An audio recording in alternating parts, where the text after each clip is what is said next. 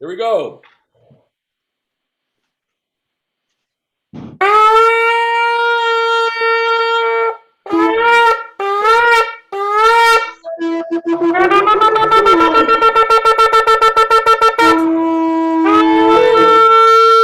Shalom and welcome to a very, very special edition of Parsha Talk.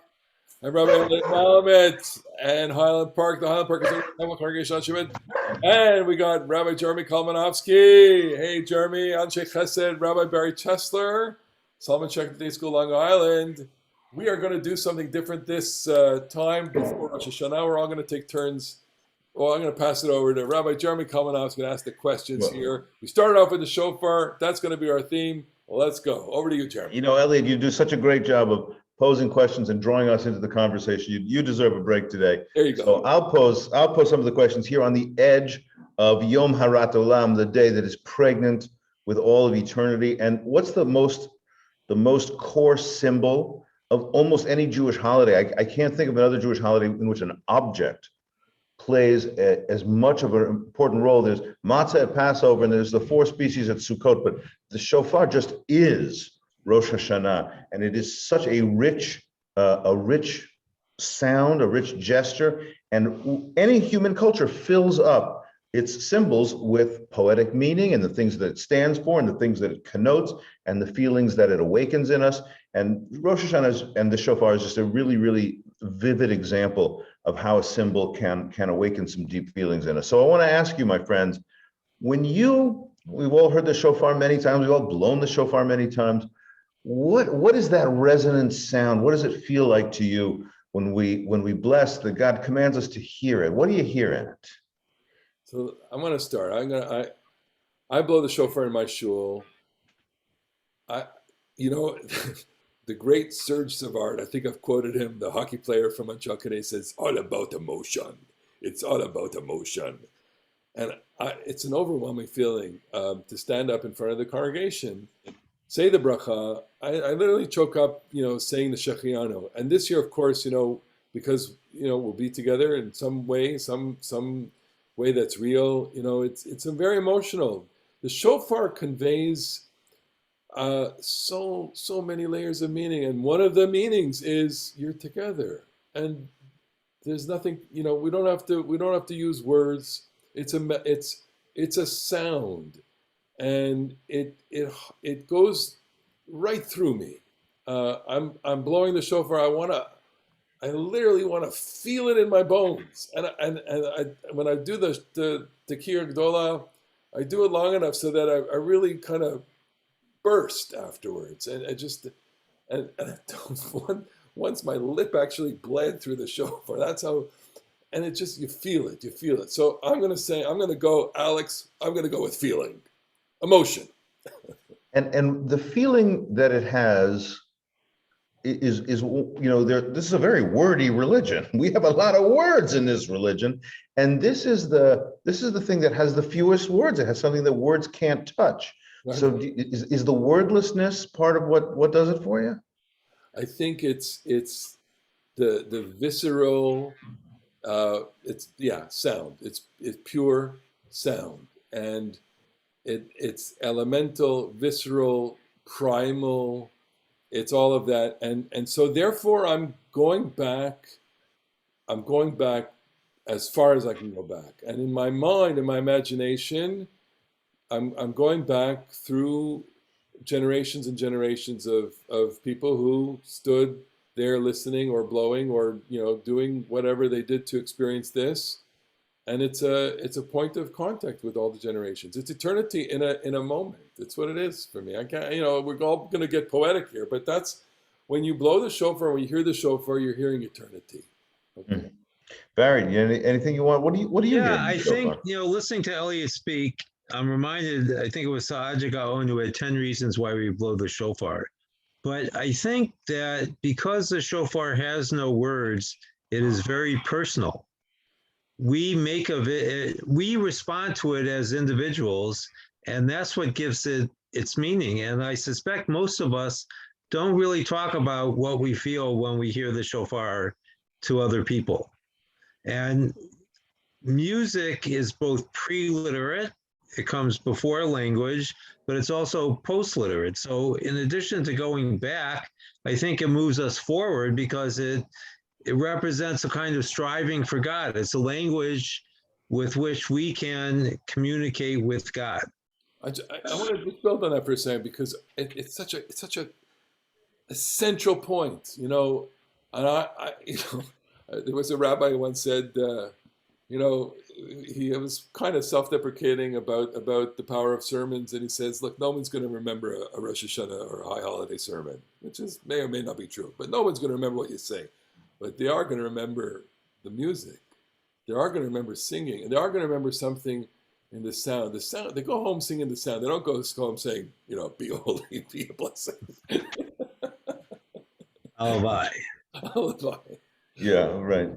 Well, I think that the things that you're saying about the elemental power are enhanced in that it is not it's not a trumpet or a saxophone.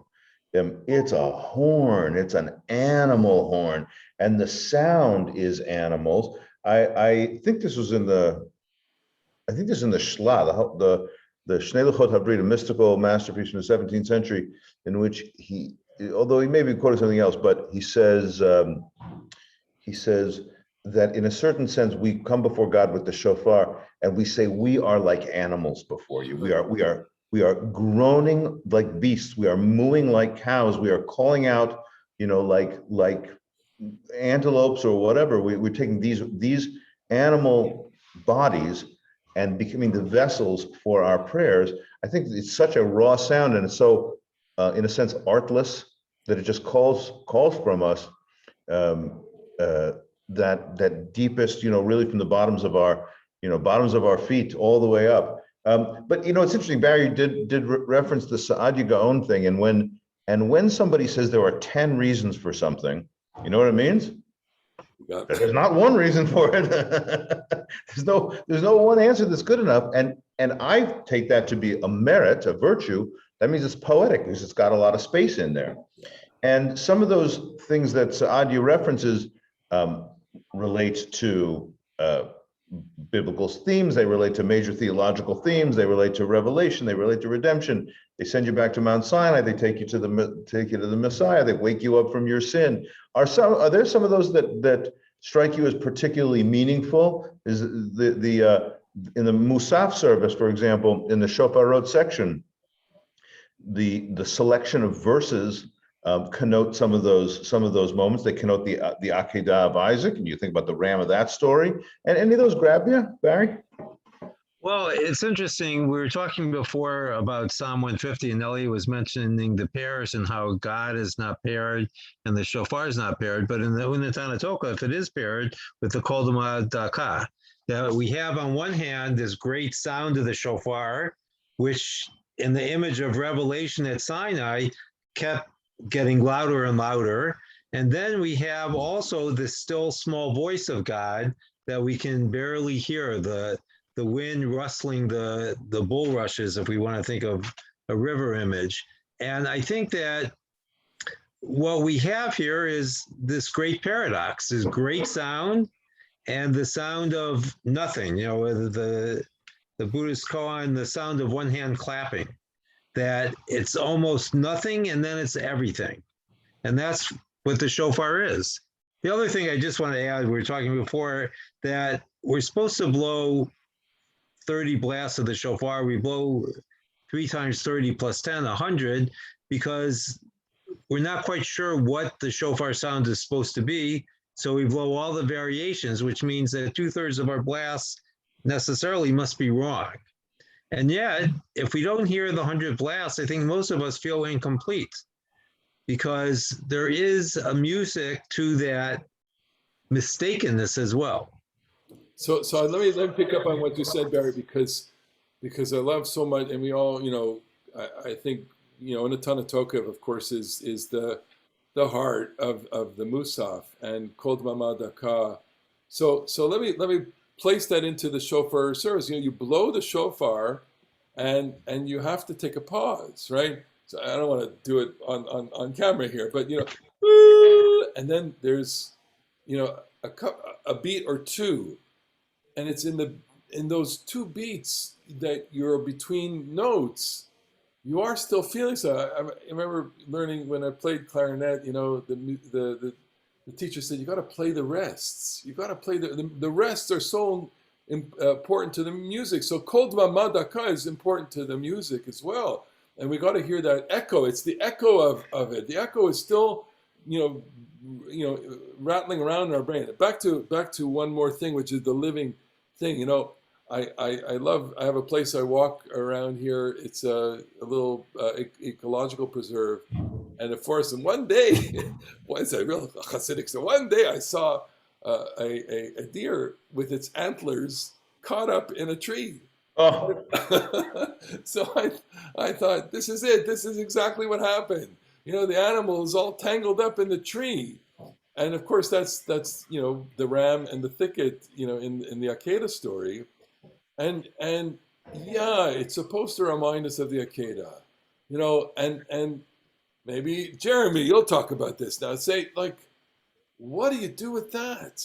And the sound of the shofar and the Akedah. How does it all connect? it is such a rich, first of all, obviously on so many levels, spiritual, moral, literary. The Genesis chapter 22 and the Akedah is just an astonishingly, powerful passage.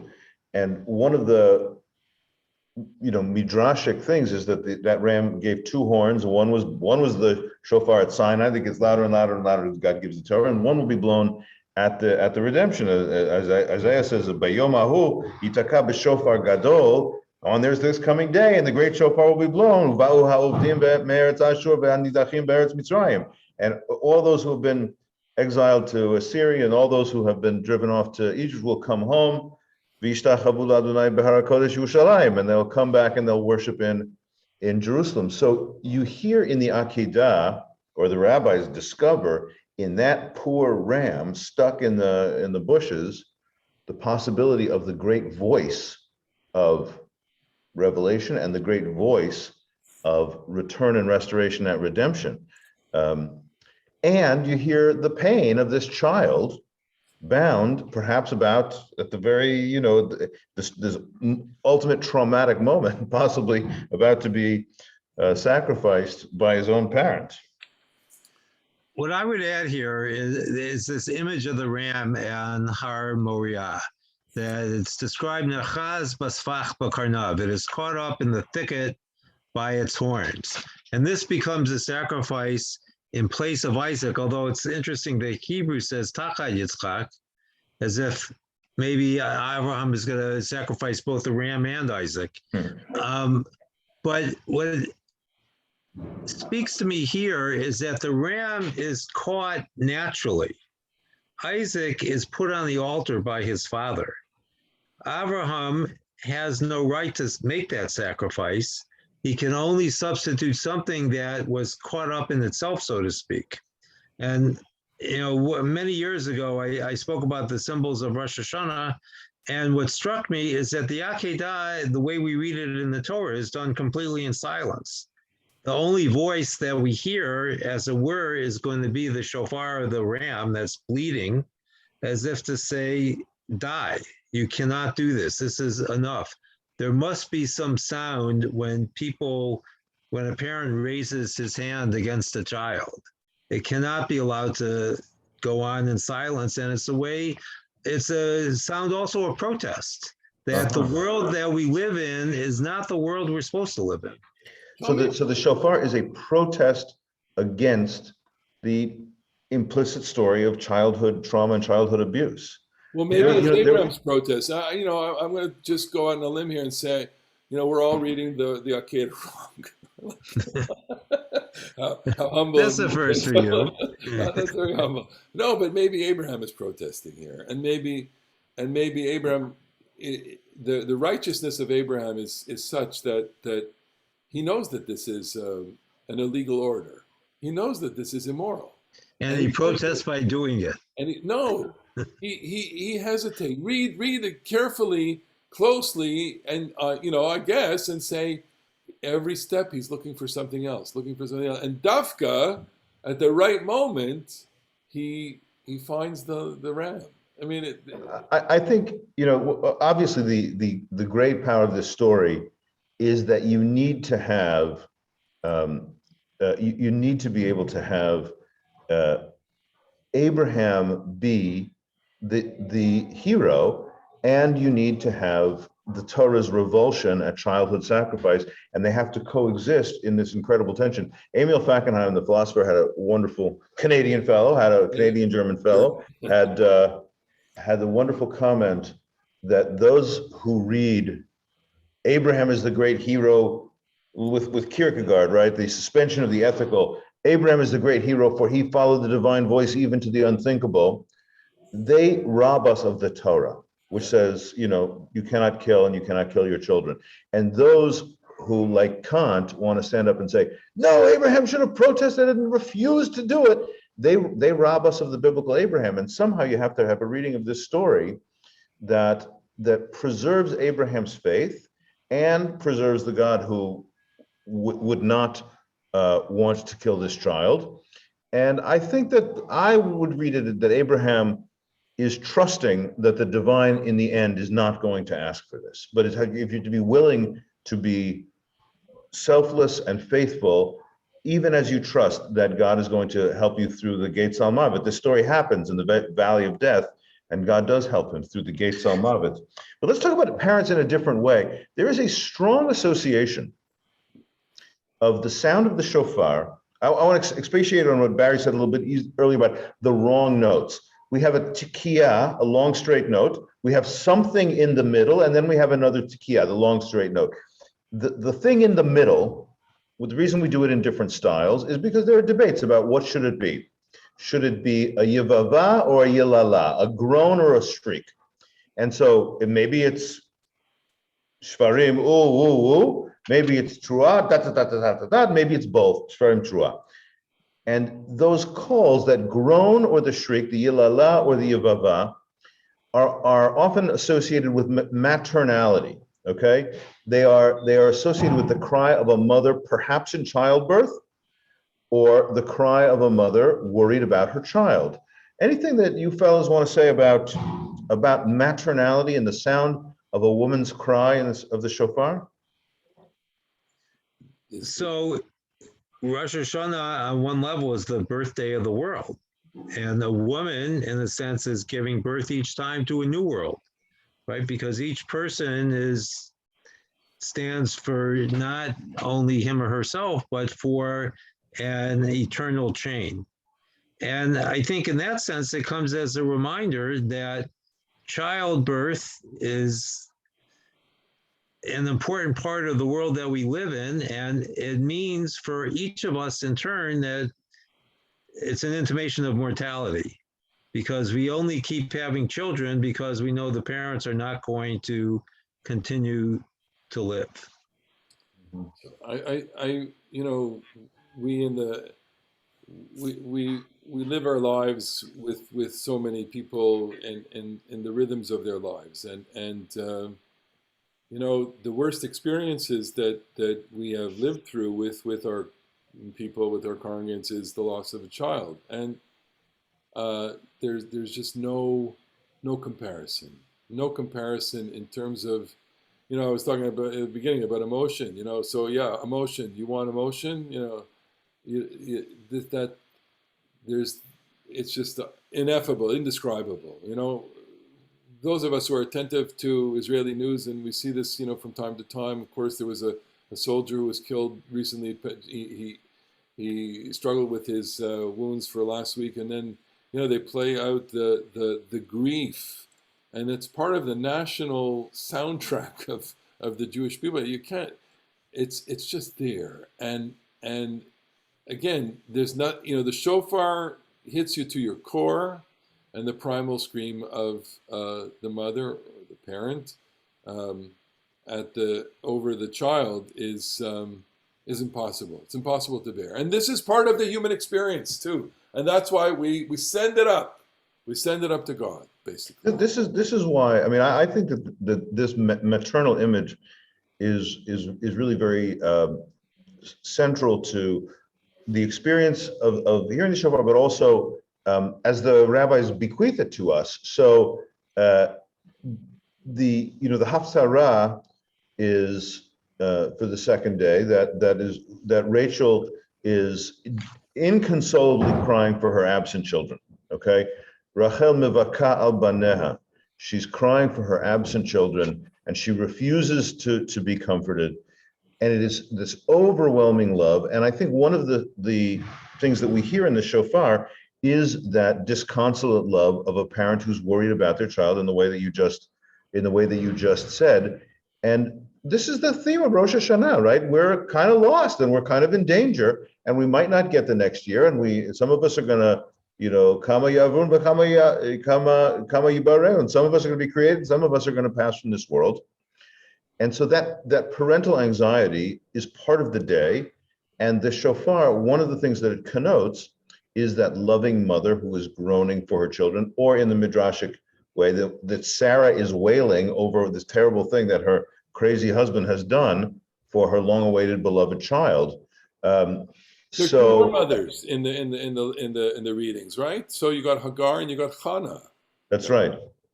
In addition to Rachel, you got Hagar in the first day reading and Hannah in the first day Haftarah. But there's another lady who is surprisingly part of this story midrashically, if not in the Torah, which is the mother of Sisera. In the Song of Deborah in Judges chapter, the story of Deborah and Barak fighting the Canaanite Sisera. Yael comes through, and she's a big hero of that story as well. The mother of Sisera is in the Song of Deborah, the poetic portion of Judges chapter 6. She is waiting for her son to come home from battle, and she's waiting and she's waiting. And where is he, and why is he so delayed? Well, we the readers know that he's delayed because he's dead. And the poor woman in that story, which the Torah, or the Bible at any rate, Tanakh, evokes our sympathy for the suffering of the mother of our arch enemy, which is really an amazing reality. Hagar's sorrow at her son, Ishmael, is in a sense a rival child. Sisera is our arch enemy, his mother we care about. And the rabbis, or the tradition, it's not really in the classical rabbinics, but the tradition is that you blow the shofar 100 notes for the 100 cries that the mother of Sisera gave out as she was waiting for her son. I think that is just an amazing spiritual kind of sensitivity to find it in us to have some sympathy for even our arch rival in their pain. Okay. So that happens still today. You read stories of enemies, say, who have lost children in the shared conflict, and they can make peace with each other out of the grief for the loss of their own child and recognizing the loss of their enemy's child as well. I have to sit with this a lot because there is a sense, from what I read, and I don't know enough about this, but there's, Sisera is a cruel human being. His mother, is proud of his cruelty, and so there is a profound inversion here. Look how cruel they can be, and look, there's a reach for piety and righteousness here. But I'll leave it to I don't know that Sisera is so cruel in the Tanakh as he is later made out to be. And I think what you were suggesting earlier, Elliot, what struck me at least, is that there is a maternalness that is universal. And we have to remember that everyone has a mother. And that bond is one of the most difficult to break. Yeah, but some mothers can be so proud of their cruel, murderers. Okay, we'll leave it at that. All right. Barry, you just muted yourself. But okay, I want to ask you another question now. And perhaps we've all experienced this in a shul. We took out our shofar. Elliot, you said you blow it until you get the vibrating in your chest and you feel it in your bones.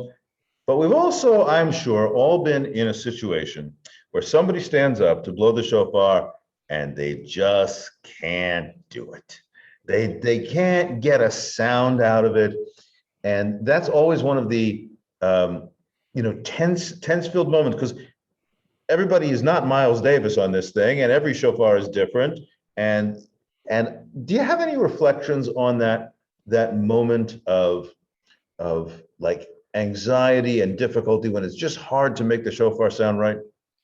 Can I just want to answer and say, we get very poetic and very emotional. I certainly do about this, but the sounds that the shofar makes, the different kinds of wailing, cry, there's also laughter, and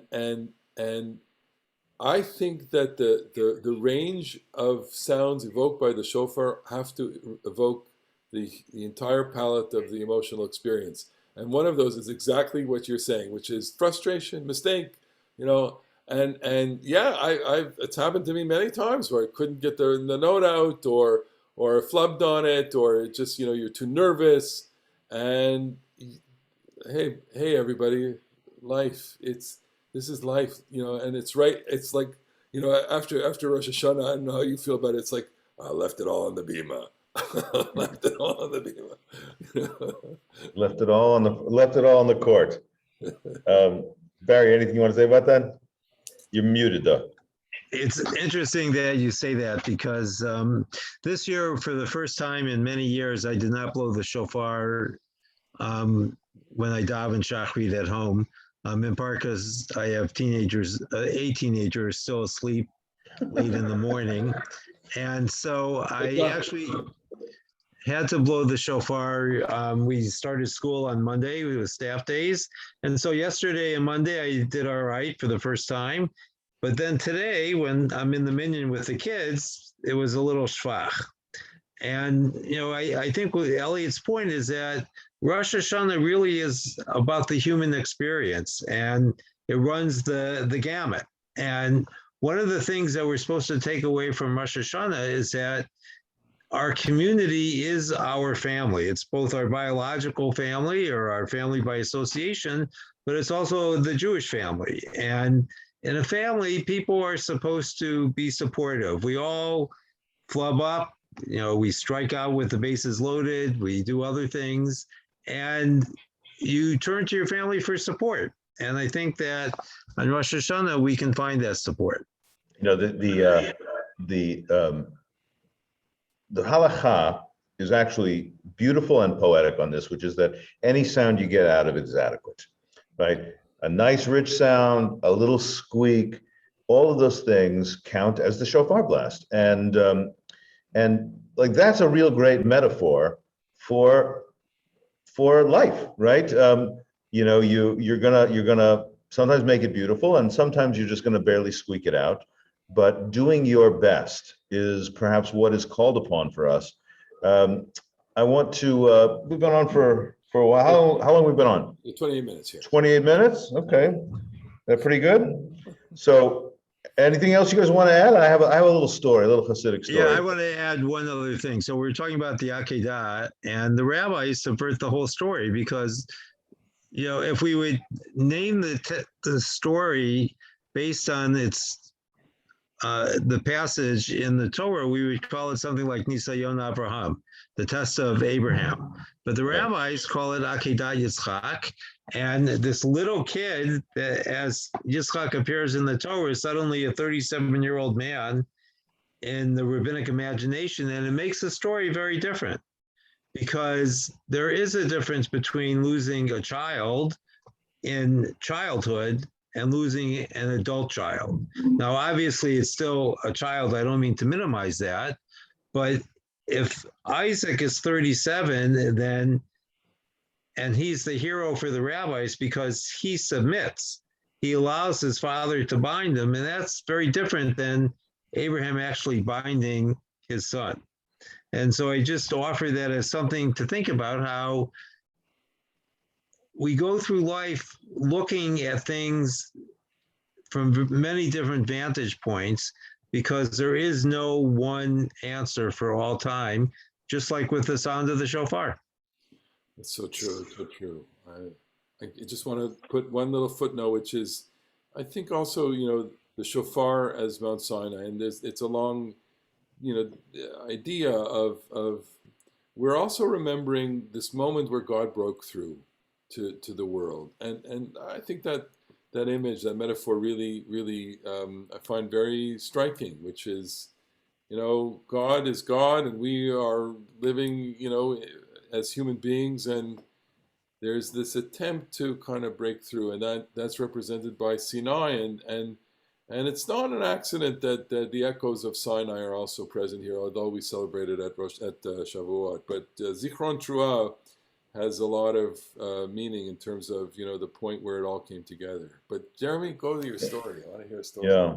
So I want to turn for a second to that awe-inspiring piece of that, the way that has it sounded, the way the shofar, just because it is this animal sound and it has that intense vibration and resonance. The prophet Amos says, "Im yitaka shofar ba'ir ve'am lo yecheradu." Can the shofar be blown in the city and people not be terrified? I think it probably means that the shofar is blown because it's like a battle cry, right? You summoning the people to battle. So you realize, oh my goodness, I am scared to death. So here's the story. This is a Hasidic story about the Baal Shem Tov and someone named Zev Wolf Kitzis, who was part of his circle. And our listeners maybe will want to know that, like, when we talk about meditation in Kabbalah, we don't really mean like mindfulness. The Kabbalistic meditations were basically vowel permutations on the divine name. So if you imagine Yud Hey Vav Hey, and you would play with the vowel pattern. So you would like put an ah beneath each letter, and you would say the word Hashem, but you would think about different vowel permutations of how Hashem would appear in this bracha or that bracha or this word or that word. And it took a long time to daven that way. And one of the things that's actually true about Hasidic Judaism is the Baal Shem Tov did a lot of that, but shortly after the Baal Shem Tov, those things kind of faded away in Hasidut.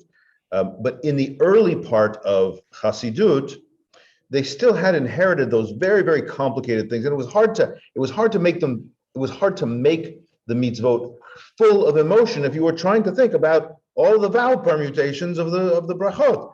So the story goes like this: is that Zev Wolf Kitzis was going to blow the shofar for the Baal Shem Tov, and he had an incredibly complicated set of the meditations written down, and he had written the Yud Hey Vav Hey with all the different vowels, and this way and that way and this way and that way and this way and that way, and he had them all on a piece of paper, and the Baal Shem Tov stole the paper.